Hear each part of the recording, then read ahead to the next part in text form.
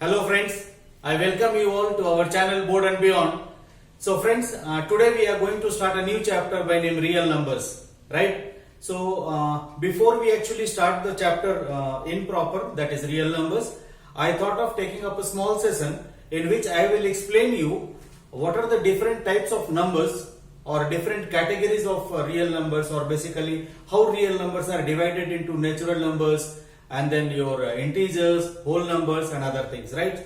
So this is going to be a preliminary session, initial session, basically to understand the number system as a whole, okay? And then we will move on to real numbers. So this session is basically giving you all the details about the number system, okay? So those of my friends who has any kind of doubt on the number system, and going forward this will be very useful in your complete algebra throughout.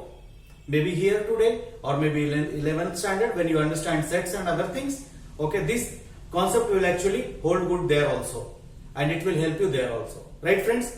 So to start with, what is a natural number? We start with a natural number because the first it was a natural number that was founded out, right? So natural number is any number which we can count 1, 2, 3, 4, 5, 6, 7, 8, so on and so forth, are called natural numbers basically, right? And natural numbers are denoted by a symbol n, okay? And this is basically 1, 2, 3, 4, 5, 6, so on and so forth, right friends? What happened is, it was all fine, but let's say I have 2 rupees and I gave 2 rupees to somebody else, then what is that I have? We did not have answer to this question. Then it was founded that to basically describe something which is null, which is void, which is vacant. How do we do that? So it was founded that there should be another digit which should be included here, and that we call it as a 0, right? So this is 0, and basically given by famous mathematician Aryabhatta, okay? So now what happens is, when we added 0 to the natural numbers, it became whole number, right? Which is 0, 1, 2, 3, so on and so forth. Now we were able to justify what is null, what is void, what is vacant, okay, with this, right? So this is actually very helpful when we go in higher classes, or you might have seen in previous classes as well, right? Because without 0 it becomes very difficult to understand algebra and basically move forward. So 0 included, it became a whole number. Now the question arises, let us say we have one complete pizza, okay, which is divided into 4 parts. I gave one portion of it, that is 1/4 of it, one portion, to my sister. What is that I am left with, and what is that she got? Then it arises like, can it be shown as a fraction, right? And okay, before going to the fraction, let us understand integer, which is denoted by z. Integer is basically, see, when we see the number line, friends, the number line is something like this. This starts with 0, okay? This side is all positive numbers, right? And this side, till now we did not know what is on the left hand side of the number line, right? So let us say you borrow something from me, or I borrow something from somebody else, okay? Then what is that? I owe him something, right? That is a negative on me, right? So basically this is all negative values here. So to justify what is that, if I am owing something to him, something to somebody else, then to describe that we actually added the negative values on the left hand side of the number line, right? And then we called this complete thing, that is negative, 0 and the positive values, as an integer. So something like this, -2, -1, 0. Of course this will go on the left hand side, 1, 2, 3, go on the right hand side, right? So this we called as integer. Okay. Now what we have got? We have got natural numbers. We added 0. We got whole numbers. We added negative values. We got integers. Now again come back to the pizza story, right? So I gave one portion of it to my sister. Then what is that I am left with? I am left with, to describe this, I need to have a fraction, right? Fraction in the sense which will have a numerator and the denominator. Something like this. When I had the complete pizza, okay, divided into 4 parts, okay. So this can be said that I am having a total 1, 2, 3, 4 pieces, right? I am having 4 pieces, okay. So 4 by 4. I am having the complete pizza, 4 by 4. Now I gave one portion to my sister. What is that she got? She got one portion out of the total pizza. That is, she got 1 by 4. What is left with me is this portion is actually gone out from me. So 1, 2, 3 left with me is 3 by 4. So this representation of a number in a form of numerator and denominator, okay, we call this as fraction, right? Okay.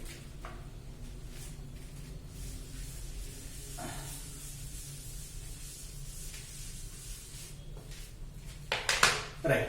So we have understood about integers, and this is we call it as a rational number also. So rational number, I will explain it. Right. So we have understood till here.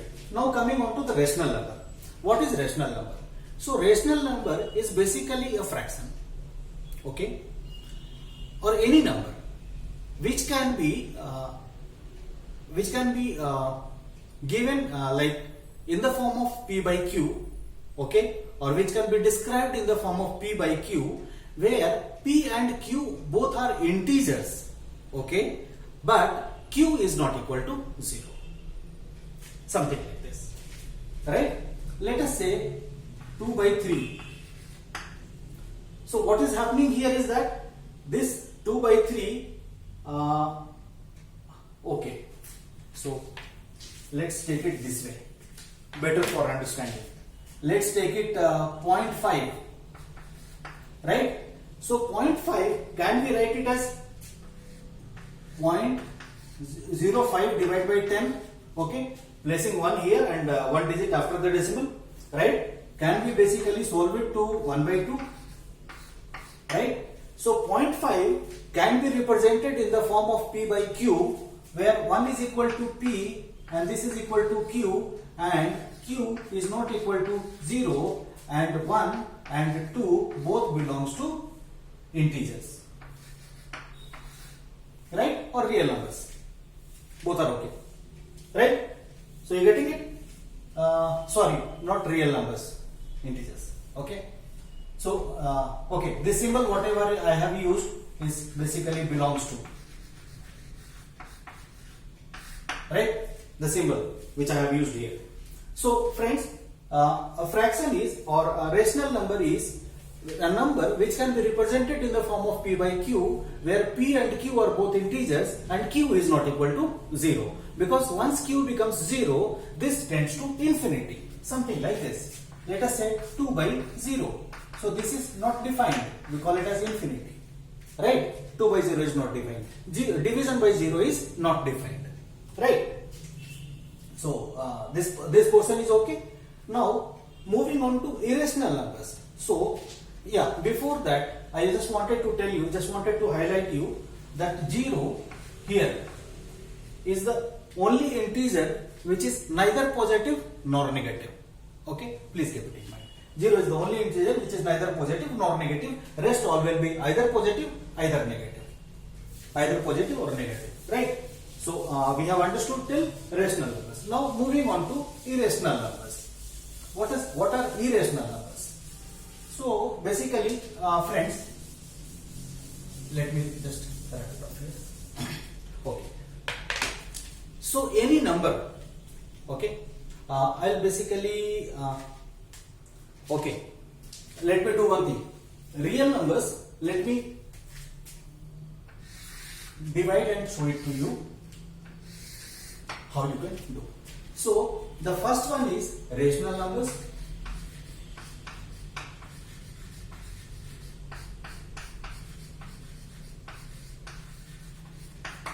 Right? And next is irrational numbers.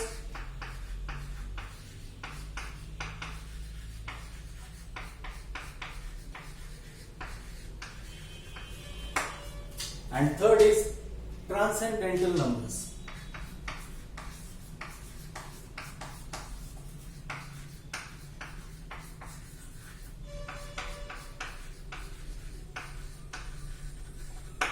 Right. So I have written all the three. Now rational numbers, more or less I have already told you what it is. It is basically any number which can be represented in the form of p by q, where p and q are integers and q is not equal to 0. Right? So this we have already done it. Now inside the rational number there are two divisions of the rational number. One is terminating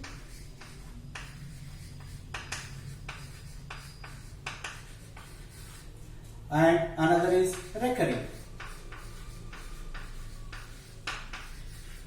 or non-terminating, right? So what happens is, terminating is, let us say 1 by 2.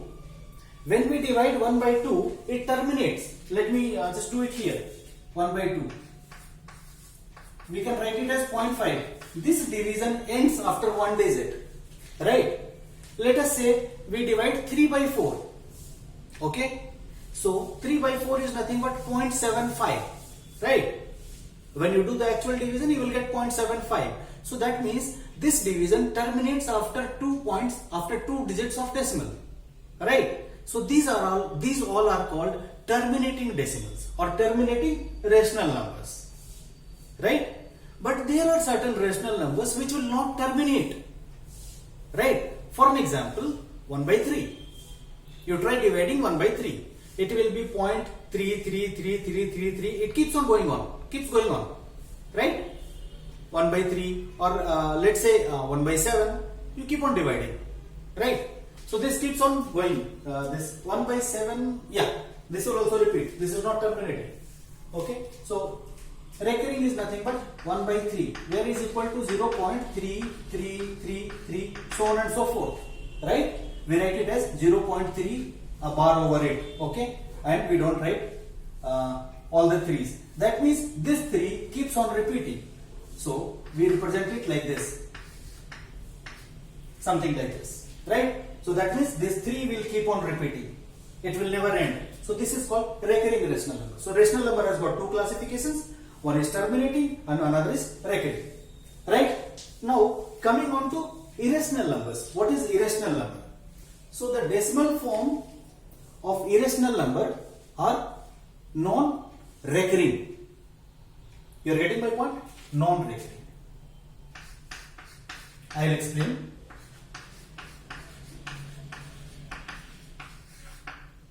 I'll explain what do we mean by this.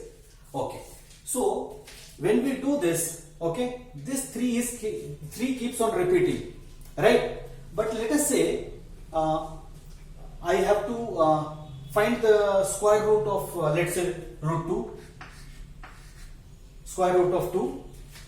It is, if I am not wrong, it is 1.414, so on and so forth.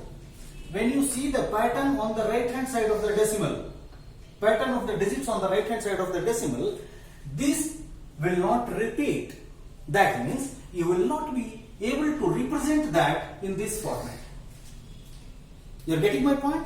Because the digits will not repeat, so you will not be able to represent this in this format, right? So such situations where the decimal representation, okay, does not repeat, okay, the digits does not repeat after the decimal, is called irrational numbers. That means we are not able to write it in a form of p by q, where p and q are integers and q is not equal to 0. So the numbers, those who are not rational, are irrational numbers. So those kind of decimal representations which doesn't end is called irrational numbers, right? So the few famous examples are root 3, root 5, root 5. In general, Now I'm going to tell you a very important concept here, friends. In general, root of n, okay, root n is irrational if n is prime number, right? So any prime number, square root of that is irrational.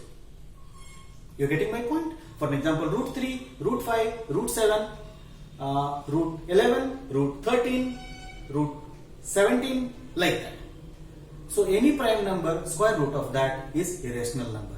It will be non-recurring. It will not be recurring. It will not non-recurring, non-repeating decimal representation of those numbers, right? So we'll call that as irrational numbers. Now moving on to transcendental numbers. What are these numbers? Okay, so the numbers, okay, which are basically not found algebraically, okay, which is a constant and it is given. We just take it like that, okay. That is called as transcendental numbers. For example, pi. We don't derive it, right? We cannot find it algebraically. What is pi? Why pi is 3.414? We cannot find it algebraically, but we just accept it as pi, right? So pi is one of the numbers which are transcendental, right? So which is not found algebraically. Another is e, which you will understand in the 11th class mathematics. But these two are transcendental numbers. So basically the numbers which are not found algebraically are called transcendental numbers. So we just take it as it is, right? Okay.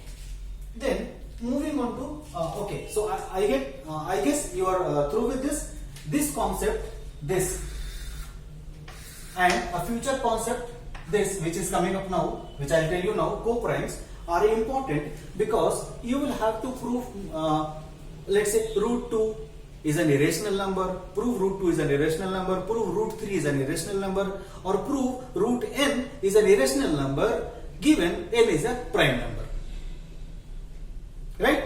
Okay. So I'll just clear the board. Let's move on to prime numbers. Actually, not required. I'll just tell you like that. So prime numbers is the number which has got only two factors, that is 1 and itself. I hope everybody knows it, right? So any number which has got only two factors, either 1 or itself, is called as a prime number, right? So generally prime numbers are odd in nature. So even prime number you will not find, right? But there is an exception. 2 is the only even number which is prime, right? Rest, no other even numbers can be prime because 2 will be a factor of that, right? So prime numbers are generally odd in nature except 2. 1 is not considered as a prime number. Why? Why 1 is not considered as a prime number?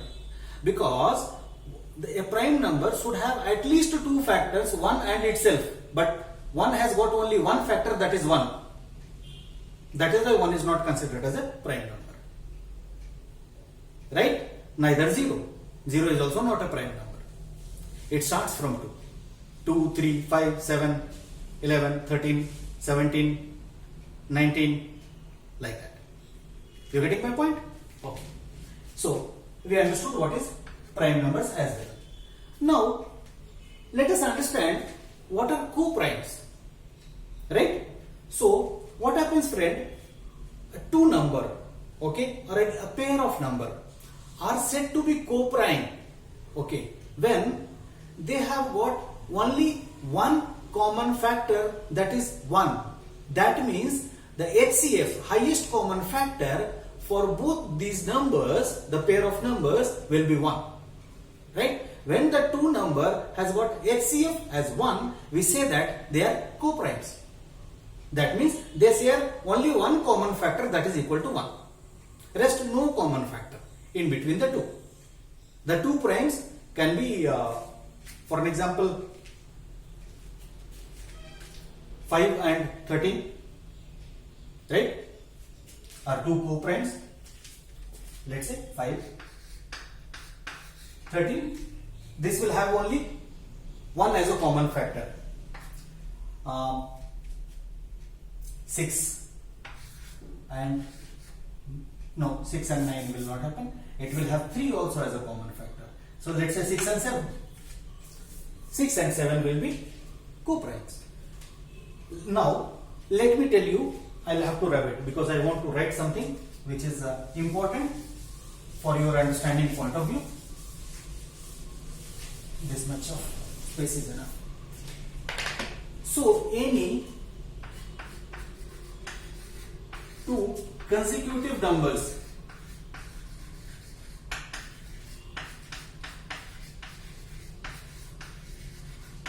are always co-prime.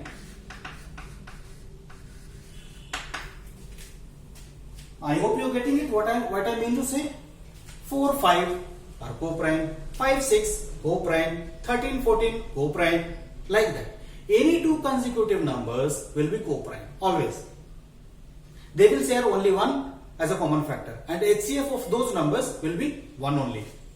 Right? So, an important concept here. Now, what is composite number? So friends, the number which are basically not prime numbers are called composite numbers. So they will have multiple factors, right? Not necessarily one as a common factor. They will share more than one factors. For example, 2 and 8 or 6 and 9, something like that. So that is basically being referred to as composite numbers, right friends? So this understanding, whatever we are taking away today from this class, okay, let me just try to put it in a pictorial representation, okay? So basically that will be in your mind for a longer time. So let's do that. So something like this, friends. Let us say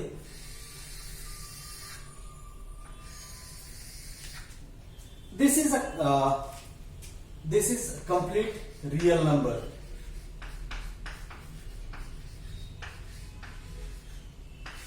This concept please understand, because this concept is actually going to help you in your future class, right? Okay, so building the foundation here, friends, right? So real numbers. So this real numbers includes everything which has got natural number, which has got whole number, which has got integers, right? Everything, right? So natural number is one portion of it, right?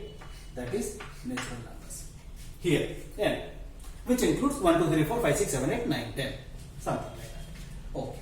Moving forward, when we include 0 to the natural number, it becomes whole number. I have added 0 to it, right? When I added even negatives also, it becomes integer, right?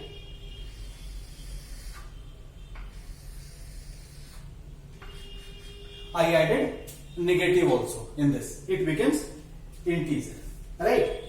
Now,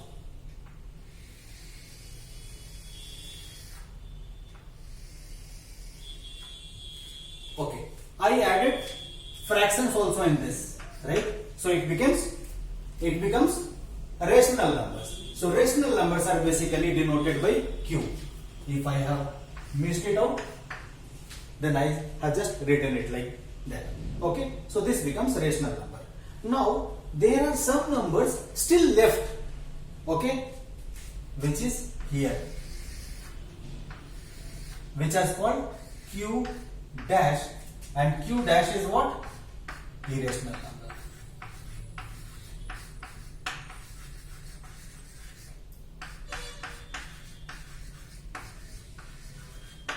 Okay, so Q dash is irrational number, right friends? So this is the total representation, real number, or you can write R as well, right? So now what is happening here, friend, is that a small question.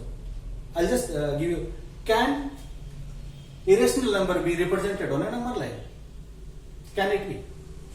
Yes, it can be, because 9th standard you have already seen how to represent root 3, root 2 on a number line, how to represent root 3 on a number line. You have already done it, right? So this also can be represented on number line, and all these also can be represented on number line. So any number which can be represented on a number line showing some quantity is called real number, and real number is a part of all this. I hope you have got the concept.